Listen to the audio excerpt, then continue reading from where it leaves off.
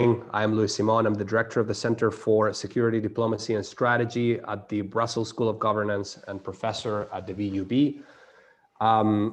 Thank you all for joining us for our discussion on regional responses to US-China competition in East Asia, moving beyond bipolarity, question mark.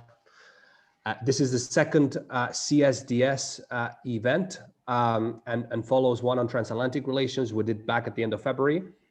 And we're particularly happy to devote our second event to geopolitical and security dynamics in East Asia, because this is a core strength of our center, of our CSDS. We host the VUB Japan program and Korea chair, and that's one of our core, those are two of our core programs. As you know, East Asia has become the center of gravity for Sino-American competition. And there's been a lot of focus on how the United States and China are trying to outcompete each other in the region when it comes to different policy domains, military, diplomatically as well, economically, technologically. But today we're going to focus on how other key regional actors, in particular Japan, Korea, Southeast Asia as a whole, and the EU are trying to grapple with Sino-American competition, specifically in East Asia, and how they look at the different dimensions of Sino-American competition. How these actors perceive the evolving regional military balance and the US role in the region, not least in light of a recent change of government in Washington, how they position themselves in relation to territorial disputes, but also how they balance their diplomatic ties with the US and China, whether they have a preference for bilateralism, minilateralism. You may have heard about the revival of the Quad format, or multilateralism, which is a particularly timely subject. And also how they look at the link between economics and technology and great power competition, right? And the whole debate on economic and technological decoupling. What are their attitudes there? So I think to address those questions, we've got a terrific lineup. We have Eva Peksova, who's our senior Japan fellow and who's leading our new Japan program at CSDS. We have Ramon Pacheco Pardo, who's our Korea chair holder, and he's also professor at King's College London. We have Michael Reiter, who's a distinguished professor at CSDS, editor of our new policy brief series, former EU ambassador in Seoul, and many other things. And we're also particularly happy to have with us today Lynn Kwok, who is a senior fellow for Asia Pacific Security at the IISS. Now, the speakers are going to have about 6 minutes each for initial remarks, and then we'll open the floor for discussion and any questions you may have.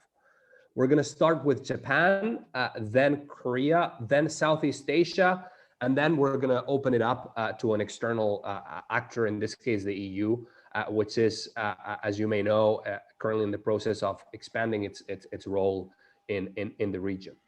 So Eva, let's start with you. Tell us a bit about Japan, how it's grappling with Sino-American competition in East Asia, and with the recent changes of government in Tokyo and in Washington, how that affects that thought process. Welcome and good morning. Thank you. Good morning, Luis. Thank you very much. And also on behalf of the Japan program, it's a great pleasure to be part of the center, and I'm very much excited to continue our Asian adventures.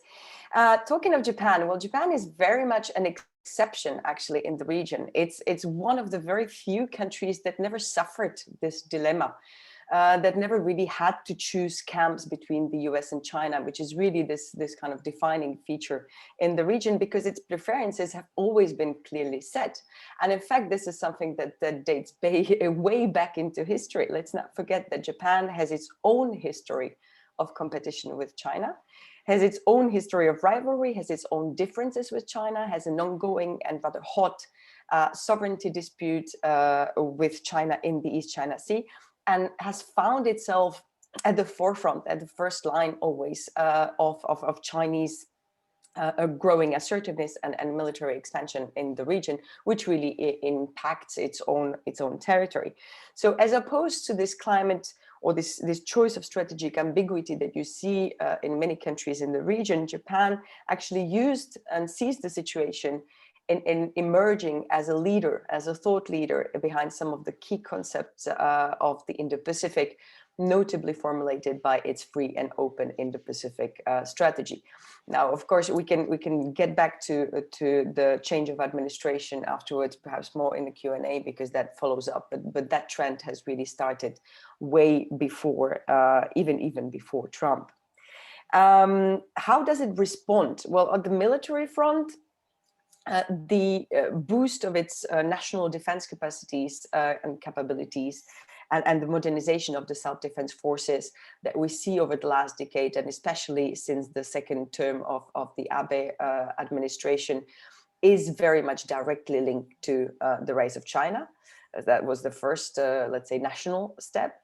And it reacted also by strengthening its alliance with the United States, by revising the alliance guidelines, by eventually allowing itself the right of collective self-defense. So we see the US-Japan alliance really becoming much stronger in the context of this US-China rivalry. On the diplomatic front, it acts rather wisely, I would say threefold. First, by strengthening regional order, rules-based order, by supporting ASEAN.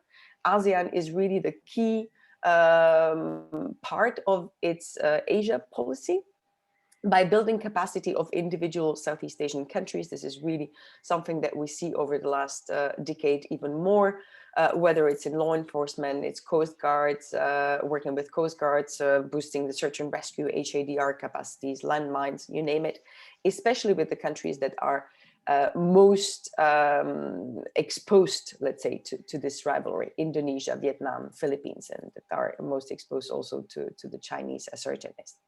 Secondly, well, let's not forget that Japan was actually behind the revival of the Quad.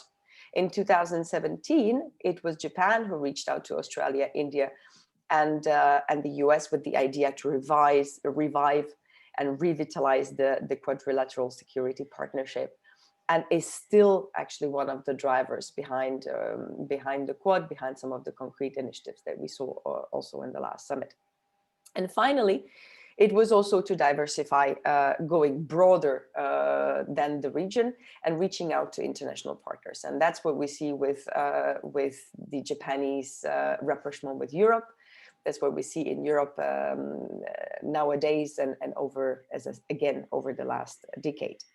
On the economic front, well, Japan, of course, is the first trading partner of China. It's not immune to the pressure of its business community, same as most developed countries. But it's always been also the first to suffer some of the economic retaliation that China has put in place. Whether it's the disruption of rare earth materials or the boycott of Japanese goods or Japanese companies. But interestingly, this is something that predates, again, the US-China rivalry. 2010, 2012, every time there was a peak of tensions, bilateral tensions between Tokyo and Beijing, Japan has already suffered some of these consequences and learned the lesson.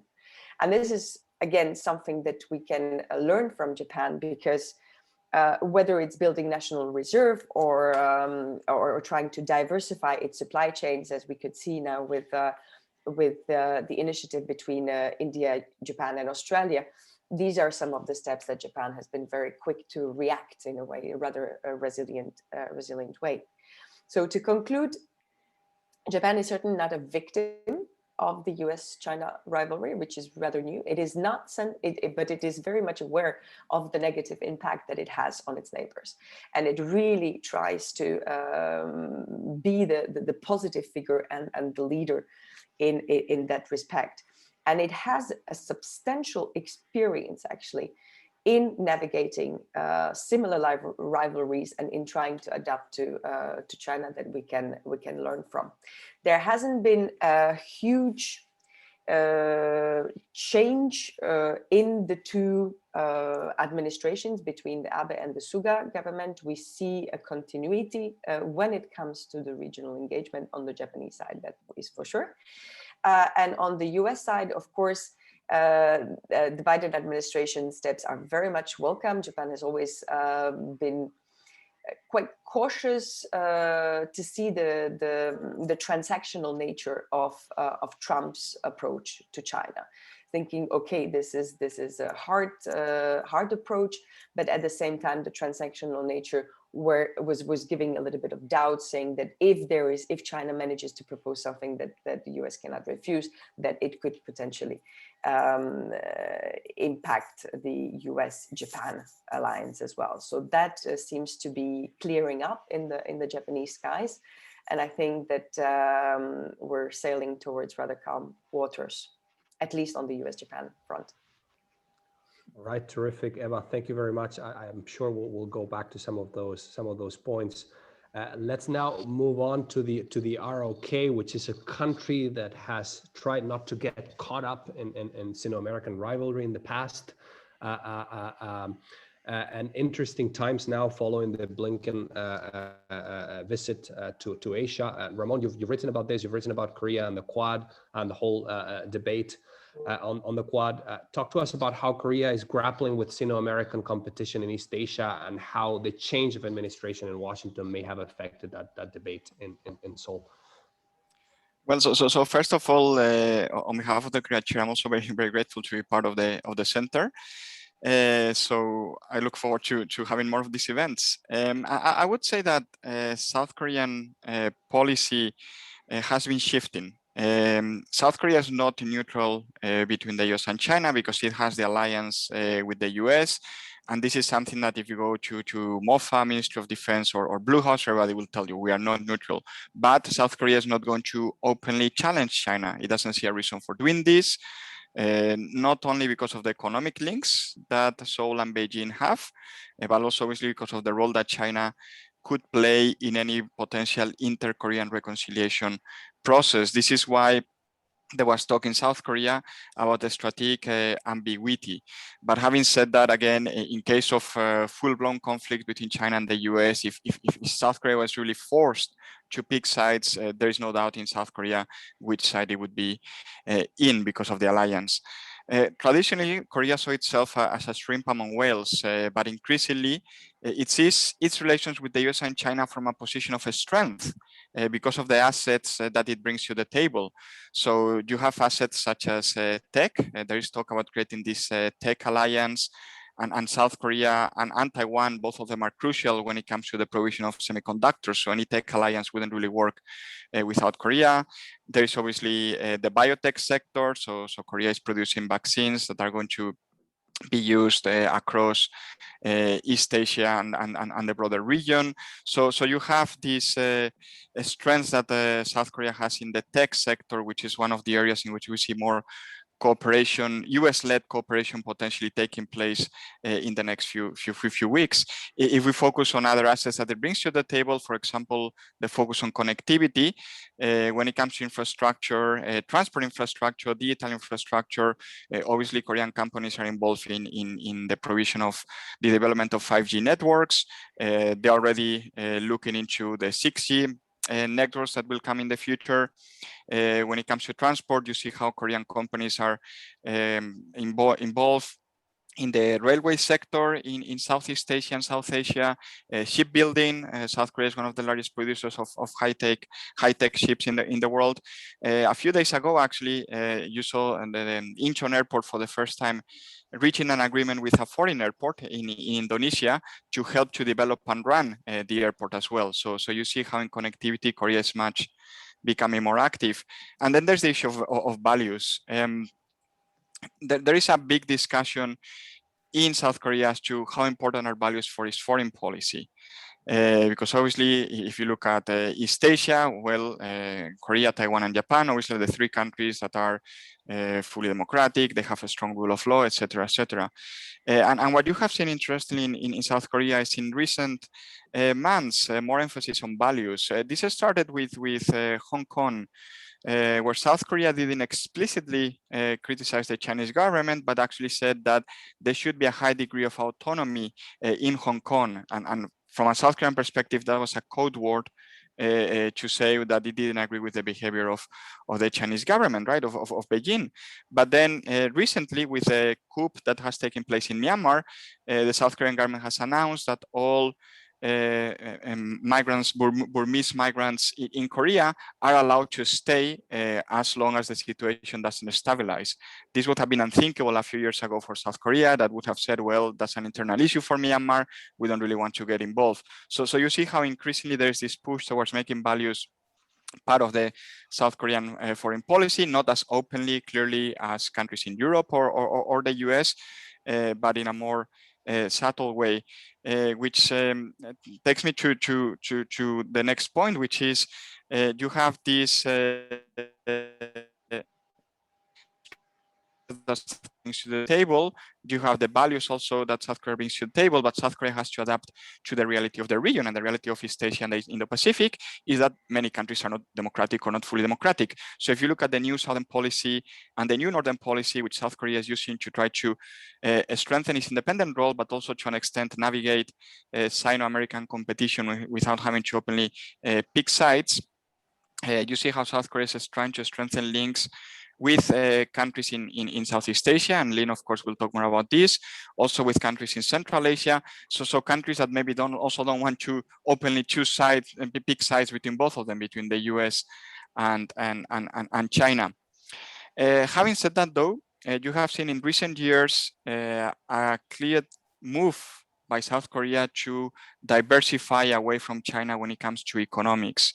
Very clearly since the THAAD issue, when South Korea agreed to allow the US to deploy the THAAD anti-missile system in South Korean territory, and there was economic retaliation from China. And you saw South Korea increasing its push towards strengthening economic relations with other parts of the world, so especially with Southeast Asia. So you saw with the new Southern policy, this push to have FTAs with Southeast Asia, for example, with Indonesia. This doesn't mean, obviously, that South Korea is suddenly going to try to fully diversify away from China and try to join any sort of economic isolation of China or decoupling from China. That's not going to happen. And clearly, South Korea, by joining RCEP with the rest of East Asian countries, plus Australia and New Zealand, has indicated that it is not going to be part of any decoupling process. But one last point is that if we look at the change in US administration that you talked about, I think this has helped to shift the debate towards not openly choosing sides between the US and China, but clearly more cooperation with the US side. There is a very open debate in South Korea about whether to join the Quad. The government has said that it is looking into doing so, which in the past said it wasn't even looking into that it had no interest, right? So that clearly is a shift in position. You see right-wing media such as Chosunilbo, left-wing media such as the Hankyoreh, openly talking about the benefits for South Korea to join the Quad. So you actually see that the fact that under Trump this was seen as an anti-China institution, but now with the new US administration, with the Biden administration, this is seen as an institution that, yes, maybe implicitly is trying to be an anti-China, but in more open terms is actually for cooperation between the countries in the region, the members of the Quad and other countries. You have seen this shift towards South Korea potentially joining, or at the very least openly cooperating with the Quad. So there is an open discussion, for example, with this vaccine rollout in Southeast Asia and South Asia, that South Korea would be very open to contribute to it.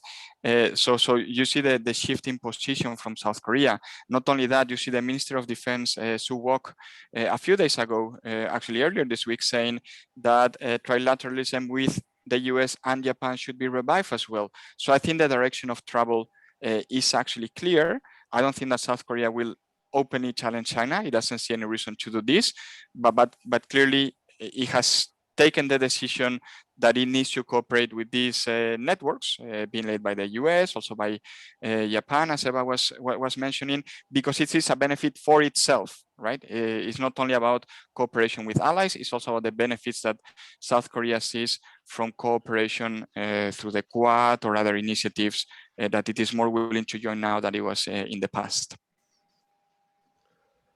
Great, thank you, Ramon. I think this whole debate on Korea and the Quad, that strikes me as very interesting because it's also very telling of the direction of travel, as you were saying, right? So I'm sure we'll go back to that later on. Thanks, Ramon, for walking us through the nuances of South Korea's Sino-American puzzle, so to speak. So not neutral, but wary of openly challenging China, as you were saying. And also thanks for talking about Korea's engagement in different policy areas. By the way, let me just use the opportunity to remind our participants that you can start posting questions on the box, and we'll collect them later once we open the floor. We should have about at least 20 good minutes for discussion. Let's now move on to Southeast Asia, which is, of course, a very complex reality in the sense that there are different countries there with different perspectives, and in many ways is at the forefront of Sino-American competition. Lynn, it's a pleasure to have you. Thanks for joining us. The floor is yours. Thanks so much, Lewis, and thank you so much for having me today. I understand that this is part of the CSDS's launch events, and I'm really happy to be here joining all of you. And congratulations on the launch, of course. On how Southeast Asia has positioned itself in response to US-China rivalry, I think it's fair to say that the region and the countries in the region have assiduously sought to avoid taking sides between the two great powers. The intensification of US-China rivalry, however, has meant that this has become increasingly difficult, and this puts the region in a bit of a pickle. I think the reasons for this have been well rehearsed. Prime Minister Lee Hsien Loong, Singapore's Prime Minister Lee Hsien Loong actually outlined in Foreign Affairs piece last year the reasons why Southeast Asia is put in an impossible dilemma with respect to the US and China.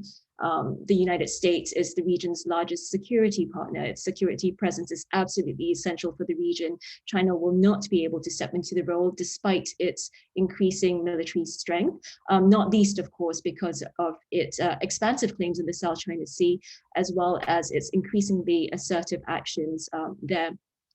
The United States, of course, also continues to be the largest source of foreign direct investment, although China is fast catching up. China, on the other hand, is the largest trading partner of much of Asia, including all US treaty allies in the region. It's also been ASEAN's largest trading partner for over a decade. Moreover, China is regarded as having the wind behind its economic sails. So we're looking at the economic trajectory moving forwards. China definitely comes out the stronger, in terms of perceptions, the stronger of the two. I think we saw a recent 2021 Institute for Southeast Asian Studies poll, ICES poll, confirming that Southeast Asia regards China as the most important economic actor. And the discrepancy in the number of respondents who considered China as the most important economic actor is great, because 76% of respondents considered China to be the most influential economic power, whereas only 7.4% chose the United States. So I think my question, of course, is whether or not, regardless of whether countries say they don't want to choose and will not choose between the United States and China, whether economic realities moving forward will simply force their hand. I'll leave that at that. Now, many consider the June 2019 statement, the ASEAN Outlook on the Indo-Pacific, as evidence that the region is throwing its weight behind the United States and its free and open Indo-Pacific. But I think we need to look at the nuance behind that document a little bit more. It mentions the Indo-Pacific, but on the other hand, also talks about the importance of infrastructure development in a nod to China. It also does not mention the Quadrilateral Security Dialogue, or Quad, and focuses instead on the need to promote economic integration and connectivity in the region.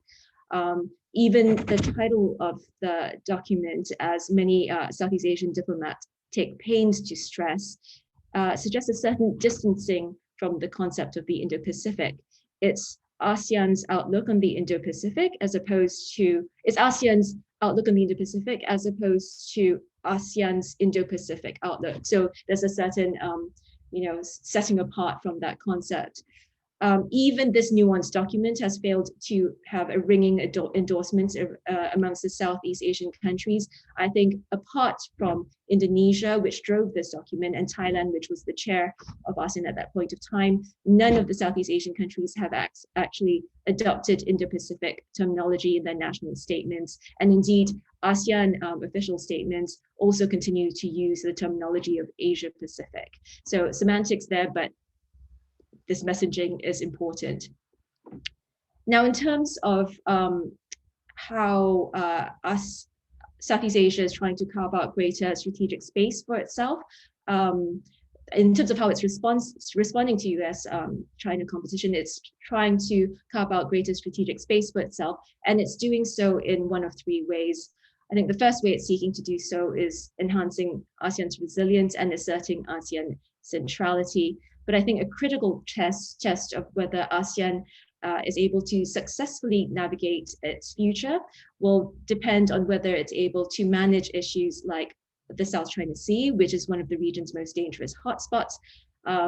Although negotiations for the Code of Conduct continue under its auspices, I think it's merely hobbling along, and none truly believe that it's going to that any code reach will be particularly meaningful. ASEAN's impotence in resolving the Myanmar crisis as well will fairly or unfairly test ASEAN centrality. A second way in which ASEAN and many of its member states have sought to create strategic space for itself has been to stress the importance of a rules-based international order, including international law. In my view, the interests of ASEAN and its member states are best served by framing their choices around supporting the rules-based order rather than siding with one country over the other. So it's not a choice between the United States and China, but rather a choice between behavior that supports the rules-based international order and international law and behavior that clearly flouts it. And finally, I think ASEAN and its member states have sought to create strategic space for itself by seeking to strengthen relations with middle powers and enhancing the region's multipolarity. So countries like Japan play an important role, as does the EU. In the ICES poll I mentioned earlier, I think both the EU and Japan were front runners in terms of ASEAN's choice in strategic hedging. 40% chose the EU, followed by 38% choosing Japan.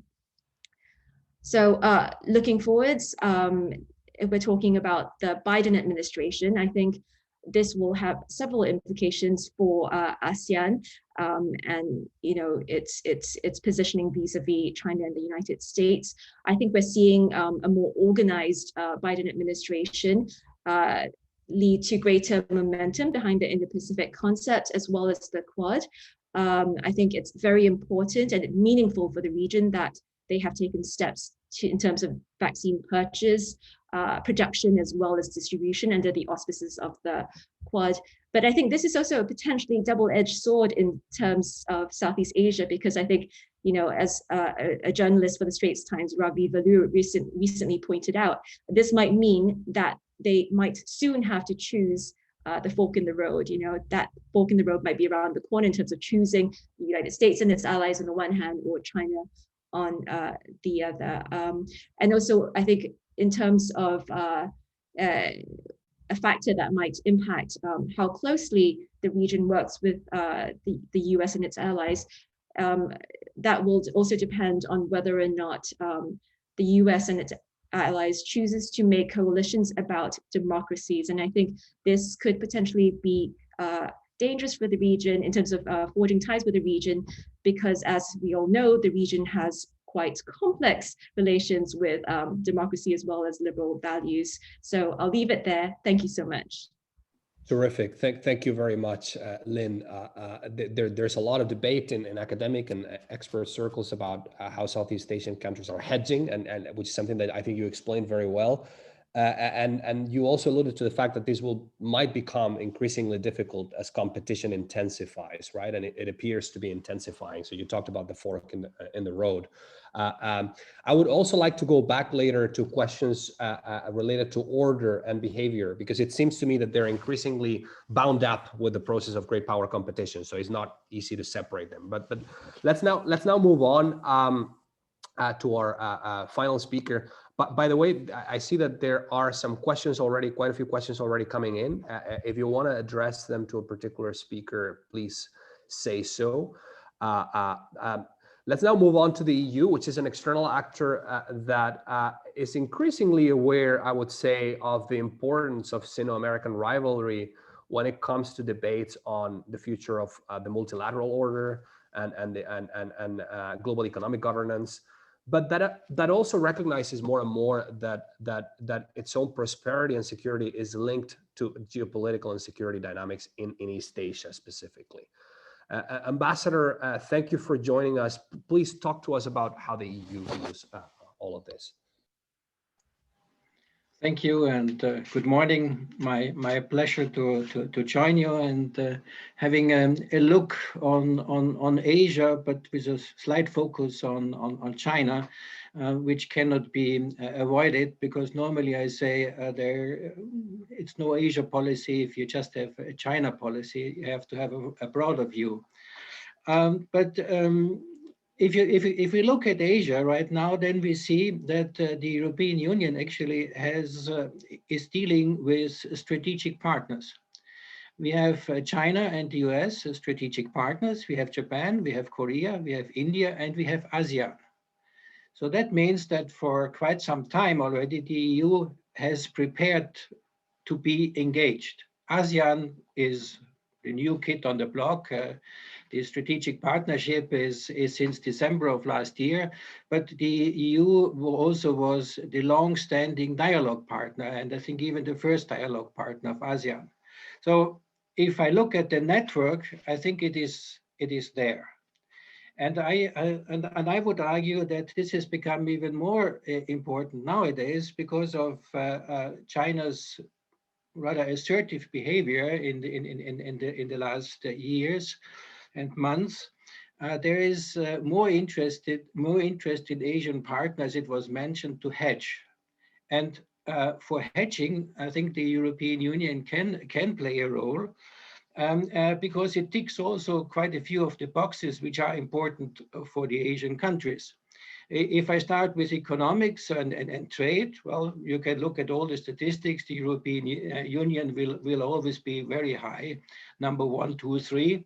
It is the major investor in practically all Asian countries. The European Union is always in favor of the rules-based system. It was defending the liberal international order. And in the Asian context, everybody wants to avoid that might is right. And in order to avoid that, you have to have this rule-based approach, I think for which the European Union stands with some credibility. I think politicians have learned that multilateralism also is of advantage to Asia. Well, ASEAN is a sort of incarnation of a multilateral approach, which could become more effective, yes.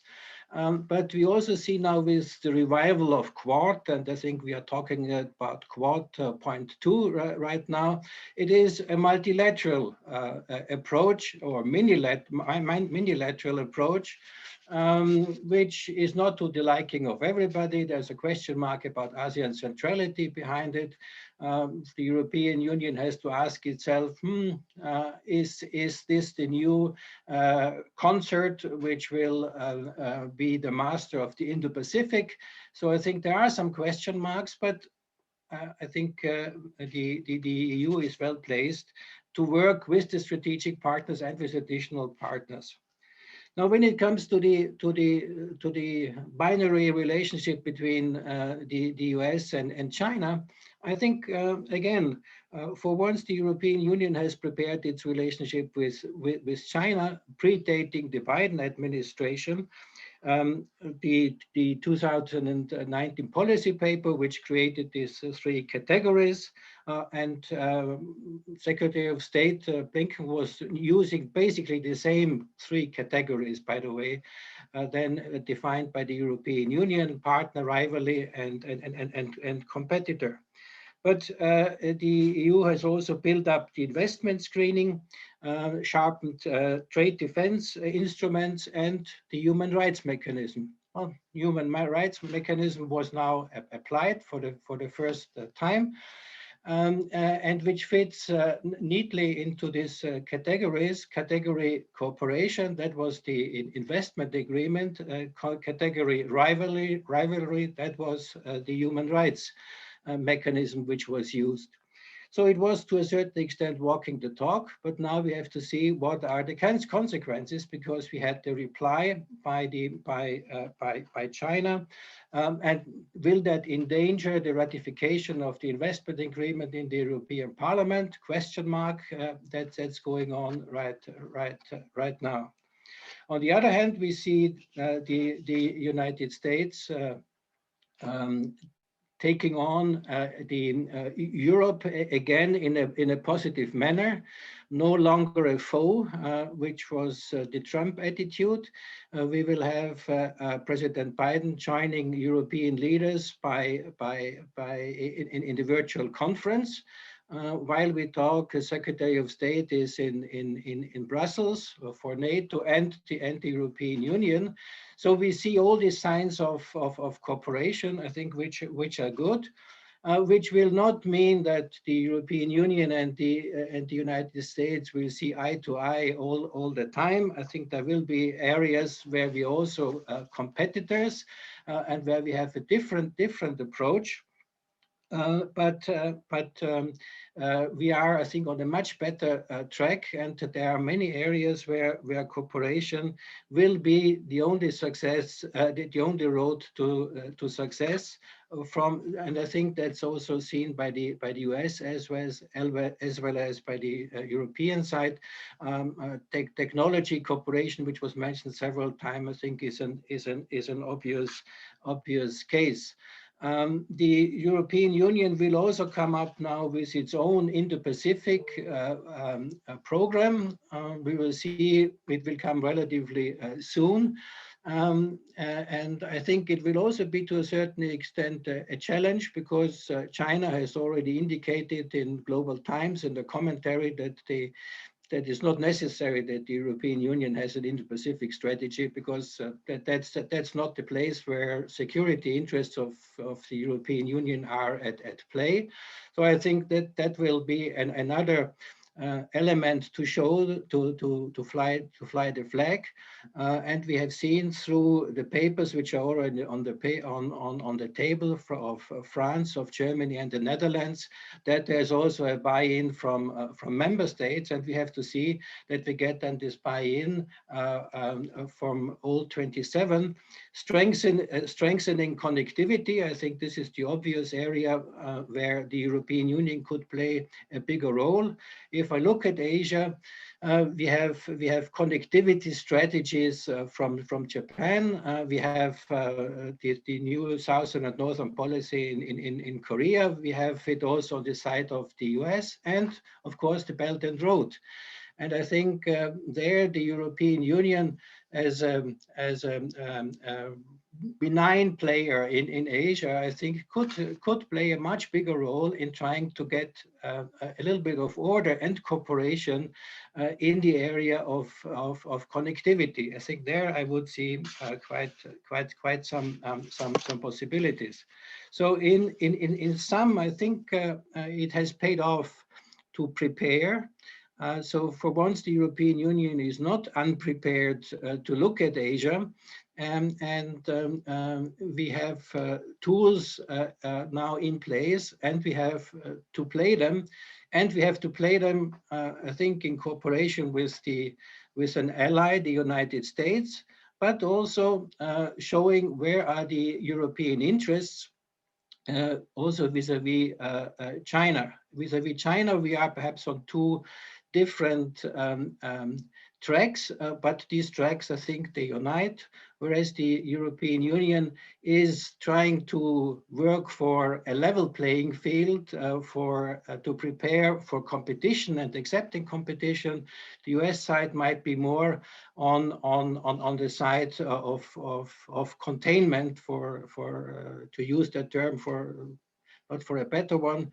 So these are two parallel policies, but they can be mutually supportive, and at the end of the day, they serve the same purpose. But everybody has to walk on its side of the road.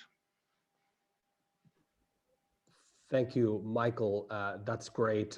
There's obviously a lot going on in terms of the EU's Asia debate or Indo-Pacific debate, and we're definitely going to pay close attention to how the whole discussion on the EU's approach to the Indo-Pacific that you alluded to evolves in the coming weeks and months.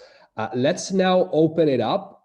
We've got a bunch of great questions, so let me try and group them together and get in as many as possible. We're going to stick with the speaking order, so you'll have about 3-4 minutes each to address whichever questions you choose. Some of them are addressed at you individually, but just feel free to use your time to deal with any outstanding issues. The first question is on trilateral cooperation, US, Japan, Korea. So I guess more for Eva and Ramon. How do you see the perspectives of trilateral cooperation taking into account discrepancies between Tokyo, Seoul, and Washington on China and on North Korea's nuclear program, as seen during Blinken and the Blinken and Austin visits to Seoul and Tokyo? Second question, I guess for Eva and Lynn specifically, about Japan's engagement in Southeast Asia and whether Tokyo is rather competing or cooperating with Beijing. I'm quoting here. Dr. Peksova mentioned Japan's engagement with ASEAN is increasing Japan's influence for good in the region. How does Japan position itself towards ASEAN 3? Recently, Beijing has heralded the ASEAN 3 as an example of successful pandemic engagement management. But whenever Beijing invokes ASEAN 3 as coherent, this of course includes Japan. So does Tokyo try to distance itself from ASEAN 3, or does it assume a pragmatic approach and cooperate with Beijing in Southeast Asia in those areas where it is possible? So for you, but also it'd be great to get Lynn's perspective on that as from the region. Another question for Eva and Ramon. What's your opinion about the possibility for a more autonomous security policy in Japan and South Korea, taking into account their alliance relationship with the US? Then a question for Lynn. How do Southeast Asian leaders assess the risk of a Taiwan crisis? Do they feel it is rising, and how might they position themselves in the event of a conflict over Taiwan? So that's a great question. One for Michael. How high is the EU's ability to hedge and influence the region without hard power, without capabilities, and with such economic dependence on China? Okay, so that's it for now. We have about 15 minutes, so you've got about 3 to 4 minutes each for wrap-up remarks and for addressing all the questions. Let's start with Eva and then move down the order. Eva. Thank you. I'll start with the Southeast Asian question of Max Ernst. Thank you very much for that. Well, as one would expect, and as it's often the case, it's a mix of both. It's a mix of competition and cooperation, actually. Japan is a very pragmatic player.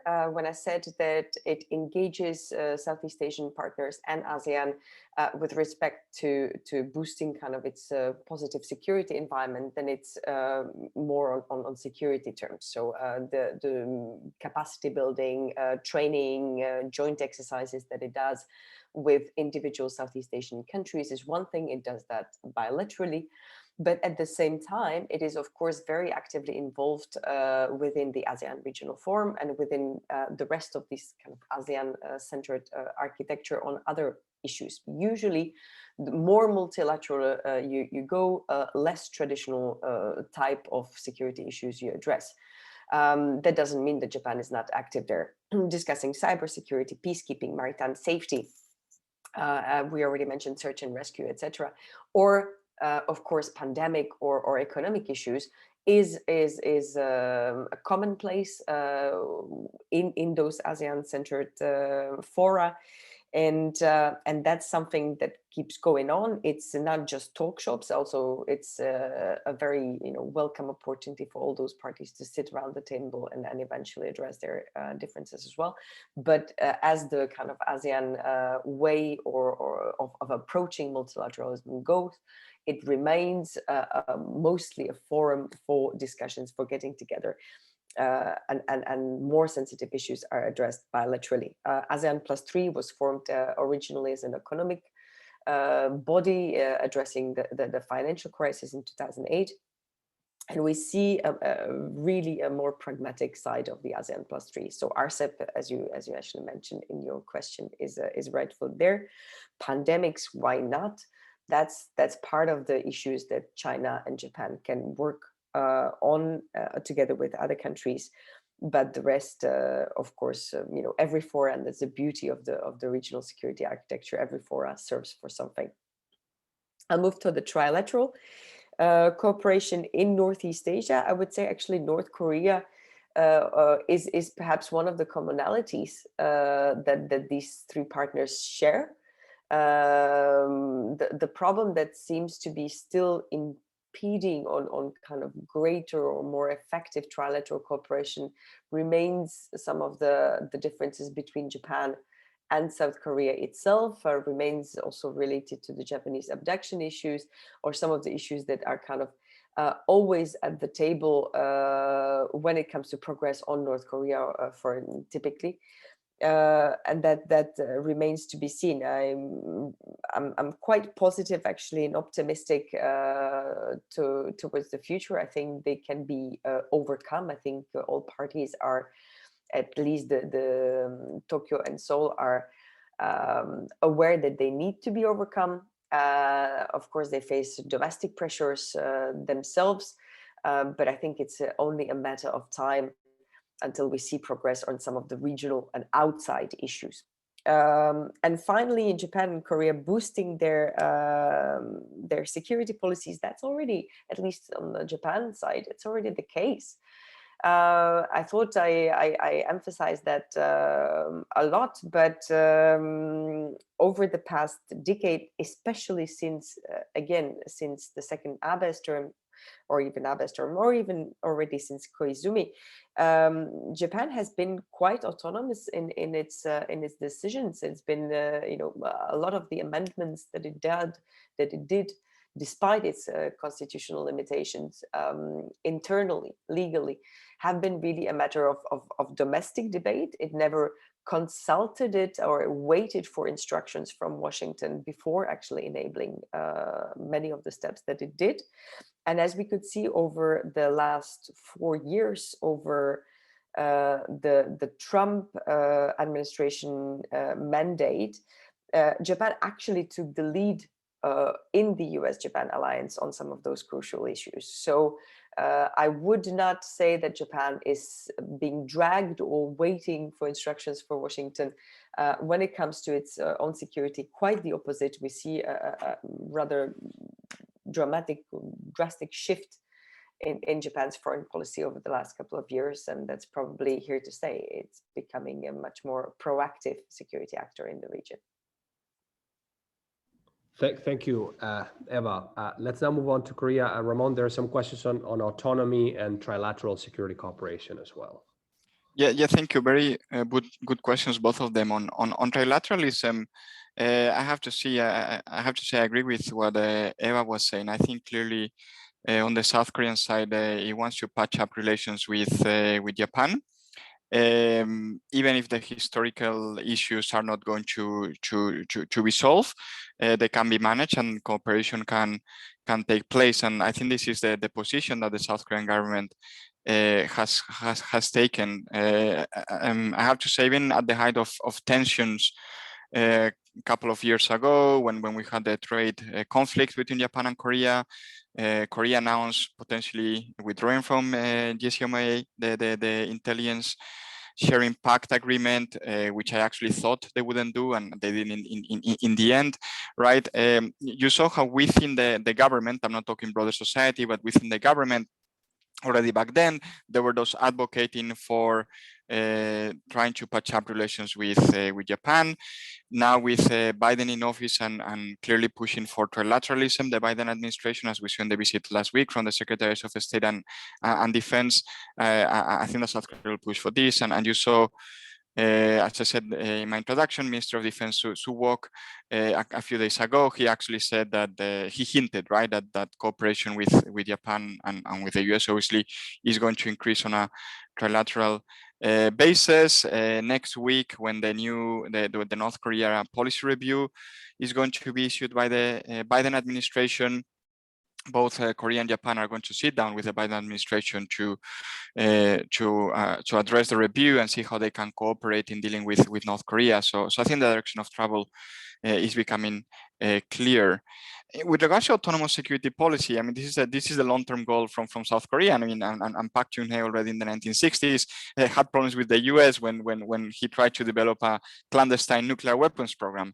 And then since Roh Tae-woo took office as the first democratically elected leader of South Korea after the transition from dictatorship in 1988, you have clearly seen this push for an autonomous foreign policy. I actually have a book coming out on this next year on South Korean grand strategy. In more material terms, you see how this push for developing independent capabilities, such as an aircraft carrier, nuclear powered submarines, clearly hint that South Korea wants to have its own more independent policy within the framework of the alliance. No one is talking about leaving the alliance whatsoever. It has over 90% support among the South Korean population, but this is also part of what South Korea sees its role not only in Northeast Asia, East Asia, but beyond Northeast Asia. Because if you look at the aircraft carrier that some have criticized, right, because it has no use necessarily within a Northeast Asia environment, it is more related to the broader Indo-Pacific or the Indian Ocean, right? So and so it's not really related to South Korea's security policy within the region. It is projecting power beyond the region and cooperating with partners beyond the immediate neighborhood of South Korea. And obviously under Trump, this process was only accelerated with the record defense budgets by the current Moon government year after year. So there's clearly this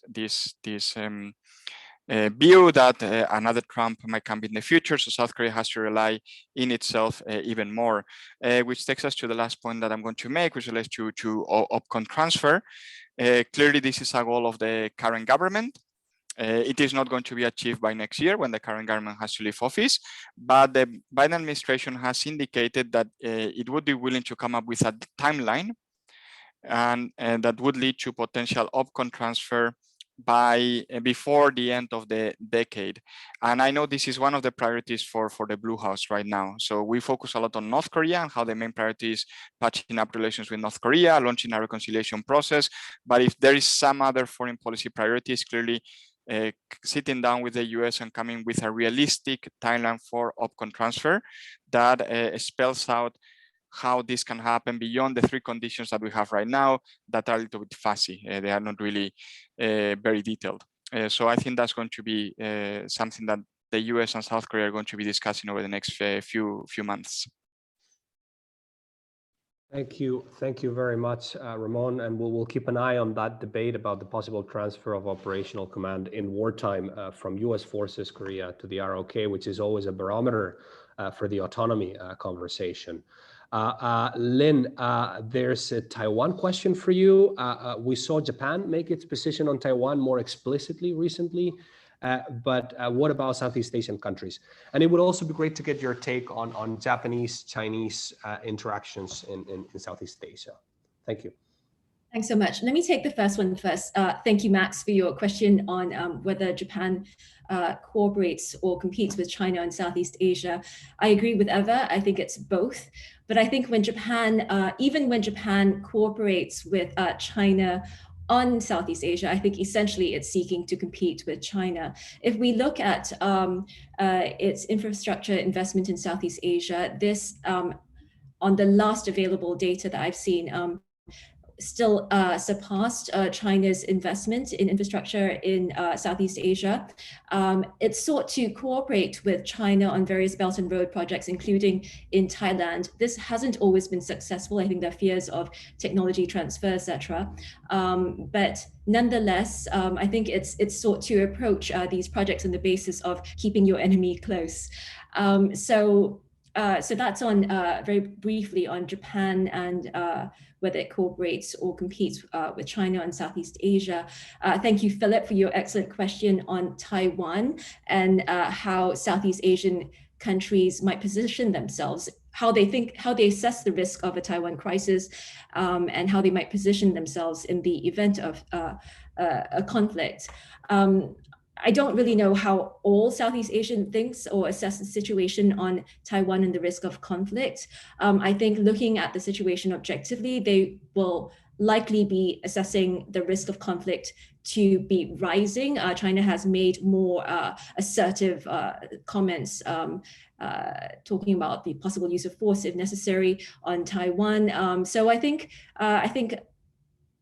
most leaders would consider that it's rising. I think PM Lee has actually said that it's rising, but not inevitable. My personal view is that, not inevitable is, there's a lot of scope there. I don't think it is probable or even likely, still, notwithstanding the fact that the risk is rising, because I think China still has far more to lose than to gain in terms of a conflict in the Taiwan Straits. In terms of how Southeast Asia might position themselves, I think this would be a nightmare scenario for all of them. I think all of them would seek to avoid taking sides on this issue, perhaps more than any other. I think, as mentioned, when the elephants fight, the ants are going to be, I think that analogy has often been used, the elephants fighting and the ants get trampled on. So I think the ants in this case are certainly going to be staying out of the way. It's going to be more difficult for a US ally such as the Philippines and Thailand in the region. If the United States calls on the Security Alliance, and it will also be difficult for a country like Singapore, given the facilities that it provides to the United States in Singapore. So, in the event of conflict, I'm sure the United States would be calling upon that, and Singapore would be having to facilitate that. So, I think it puts Southeast Asia in a tremendous dilemma, particularly Philippines, Thailand, and Singapore. Terrific. Thank you very much, Lynn, for nuancing the point about the balance between cooperation and competition when it comes to Sino-Japanese interactions in Southeast Asia and the salience of competition, right? And also for pitching in on the Taiwan question. And thanks also to Philip for the great question. Michael, in the meantime, there was another question for you. So if in a couple of minutes, if you can pitch in on the original question, which is, can the EU play a meaningful role in a region where hard power seems to be increasingly important in shaping the geopolitical calculations of the key players? And then there was another question that came in. You said that the EU emphasizes its benign role in Asia, and on the other hand, you alluded to the EU flying a flag by developing its first Indo-Pacific strategy. Isn't this contradictory? How do you reconcile the two approaches? And then if they also ask if you can comment on the viability of European freedom of passage initiatives in the South China Sea. So if you can try and tackle that in just a couple of minutes, that'd be great. Okay, starting at the moment when time is up, I will have to be very quick. First on security. I think security is not only about arms, armaments, weapons. When you think of the economic effects, which are extremely important, and also in geopolitics, we have already referred to THAAD. So when China was pushing and pressing Korea was looking for support. We have the situation right now with Australia. Australia is pushed hard by China. So I think there's this big area of economic and financial cooperation where you don't need the aircraft carrier, But there are also now European aircraft carriers showing up in the region, which is completely new. I was myself at the Shangri-La dialogue 2 years ago when Charles de Gaulle timely called on Singapore. Has never happened before. The many European countries are involved in military relationships with Asian countries. They participate in maneuvers, and there is also quite intensive exchanges in military technology and hardware. So Europe is not completely alien to this in this part of the world with hard power, but the EU foreign policy is not built on hard power in out of area. We are making efforts to increase defense in Europe in cooperation with NATO. But you also have an opening up of NATO. NATO is looking what is going on in the region, making use of its partnerships, and I think this is an area also where the European Union can come in. Stabilizing the international system, and especially the trade and economic system, working on WTO issues to have a more stable and predictable trading system is a very big contribution to security. I think we should not fall into the trap that we can only talk about security when we talk arms. I think that would be a reduction, which would be a terrible mistake. Well, I said flying the flag with an Indo-Pacific strategy. We will see exactly all the elements which it have, but I think this is no contradiction in being benign or not. But I refer to benign in a possibility for the European Union to get involved as a sort of platform to create synergies in the different connectivity strategies which I mentioned from all the countries.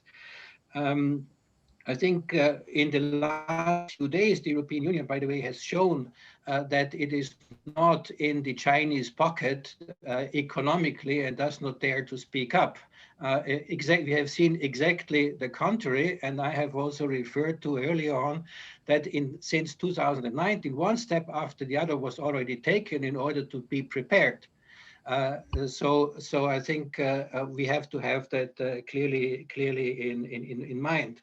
Well, the freedom of navigation operations take place fairly regularly by those countries which are in the position to do so. It's primarily France.